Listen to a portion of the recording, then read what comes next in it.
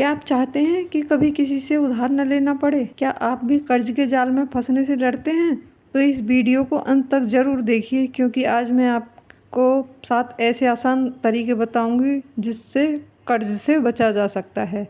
Hello friends, welcome to my channel safe sense blog में आपका स्वागत है। दोस्तों, मैं आपको बता दूं कि मैं कोई फाइनेंशियल एडवाइज़र नहीं हूं, मैं एक हाउसवाइफ हूं और जैसे आसान तरीक़ों से अपने घर में मैं बचत करती हूं, वही मैं आपके साथ शेयर कर रही हूं। तो आइए देखते हैं वीडियो को। उपाय नंबर 1, हमेशा अपनी कमाई से कम खर्च करें। मान लीजिए अगर आपकी इनकम 10,000 रुपये है, आप 10,000 रुपये महीने कमाते हैं, तो कोशिश करो कि आप 7,000 या 8,000 रुपये में अपने घर का खर्च चलाओ। क्योंकि अगर 10,000 या 15,000 हम जितना भी कमाते हैं और उसे सारा हर महीने खर्च कर देंगे, उसमें से बिल्कुल नहीं बचाएंगे, तो फिर हमें बचत तो बिल्कुल होगी नहीं। फिर हम इमरजेंसी खर्चों को कैसे चलाएंगे? फिर तो हमें उधार ही लेना पड़ेगा। अगर हम अपनी 10,000 की सैलरी में से 2,000 रुपये भी अगर महीने में बचा लेते हैं और हम उन्हें रख देते हैं, तो हमें इमरजेंसी में किसी से भी उधार नहीं मांगना पड़ेगा। और नहीं तो इमरजेंसी खर्चे ऐसे होते हैं कि हमें कहीं ना कहीं से पैसों का इंतज़ाम करना ही पड़ता है। अपने घर के हर सदस्य को आदत डालिए थोड़ा थोड़ा बचत करने की, क्योंकि सिर्फ एक के ही बचत करने से ज़्यादा बचत नहीं हो पाएगी। जब सब अपने एक्स्ट्रा खर्चों को कम करेंगे तो उससे काफ़ी बचत होगी और इमरजेंसी में घर में ही काम आता है जो भी पैसा बचता है। उपाय नंबर 2, हर महीने अपना खर्चे का बजट बनाओ।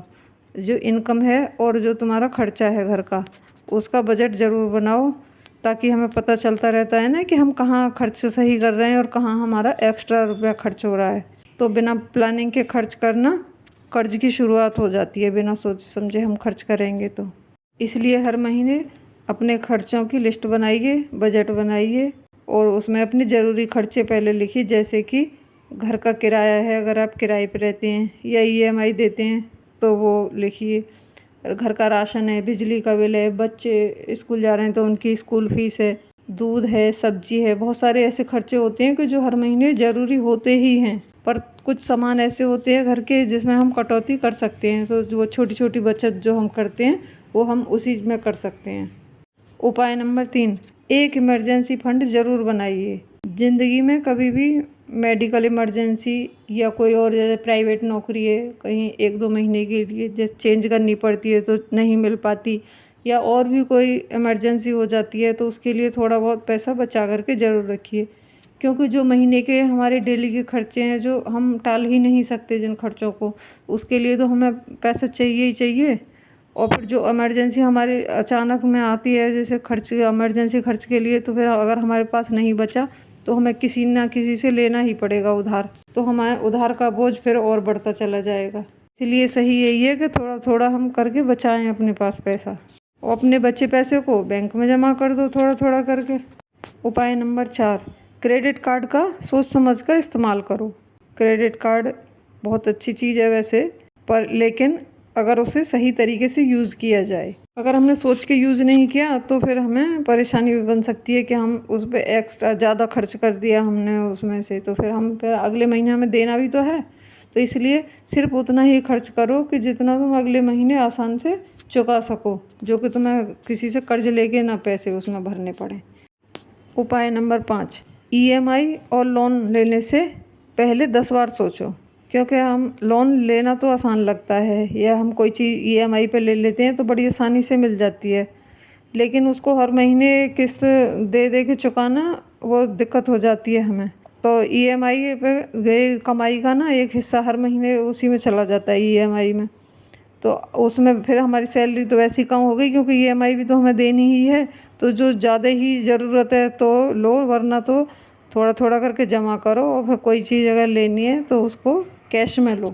अगर हम चीज़ को टाल सकते हैं कि हाँ हम कुछ दिन बाद करें, या फिर बजट बना के उसे पहले से ही थोड़ा थोड़ा उसकी चीज़ सामान जो भी ले रहे हो तुम, उसके लिए पहले से जोड़ो थोड़ा थोड़ा करके पैसा। नंबर 6, एक्स्ट्रा कमाई के रास्ते ढूंढो। सिर्फ एक कमाई पर ही निर्भर मत रहो। अगर आपके पास टाइम है तो थोड़ा पार्ट टाइम जॉब या कुछ ऐसा ट्यूशन देते हैं घर पे, या कुछ और आपके अनुसार जो आपको सही लगता हो वो, अगर और टाइम है तो कुछ ऐसा काम और ढूंढ लीजिए जो हमारी एक्स्ट्रा इनकम हो सके, जो हमें और फ़ायदा रहेगा उसमें बचत करने में। नंबर 7, पैसों को बचाने के बारे में सोचो। पैसों को समझना बहुत ज़रूरी है। हर महीने कुछ नया सीखो। बजट कैसे बनाते हैं, सेविंग कैसे करते हैं, तो उससे हमें खर्च करने में आसानी होगी। जब हमारा सारा बजट हमें पता चल जाएगा कि हम कैसे कहाँ खर्च करना है, तो हमें उधार लेने की ज़रूरत ही नहीं पड़ेगी। क्यों, कुछ अमाउंट हमारे पास होगा ना। अब हम वैसे भी आपने देखा होगा कि अगर हमें बार बार अगर ज़रूरत पड़ती है, हम कुछ नहीं बचा पाते। अगर हर महीने मान लीजिए हमारी 10,000 सैलरी है या 20,000 सैलरी है और हर महीने हमने उतने ही खर्च कर दिए कि सैलरी आई और खर्च हो गए, पता ही नहीं चलता। महीना लास्ट में फिर बहुत दिक्कत हो जाती है। हमें फिर किसी से लेने पड़ते हैं और फिर अगले महीने वो देने भी तो होंगे, तो उसमें सैलरी में कम हो जाएंगे। फिर वो अगर मान लीजिए हमने इस महीने किसी से उधार लिया है, तो हमें अगले महीने देना भी तो पड़ेगा उस सैलरी में से आने से, तो उतना उसमें से कम हो गया। मान लीजिए हमने 2,000 रुपये इस महीने में उधार ले लिए और हमारी 20,000 सैलरी है, तो 18,000 तो वैसे ही रह गए, क्योंकि हमें 2,000 तो देने ही हैं। तो इसलिए कर्ज से जितना बचा जा सके उतना बचिए। अपने पास पैसे बचाइए थोड़े बहुत करके ज़रूर। आज की वीडियो में बस इतना ही। अगर आपको वीडियो पसंद आई हो तो वीडियो को लाइक कीजिए, शेयर कीजिए और चैनल को सब्सक्राइब कीजिए। और ऐसे ही और काम की बातों को सीखते रहिए इसी चैनल पर। Thanks for watching.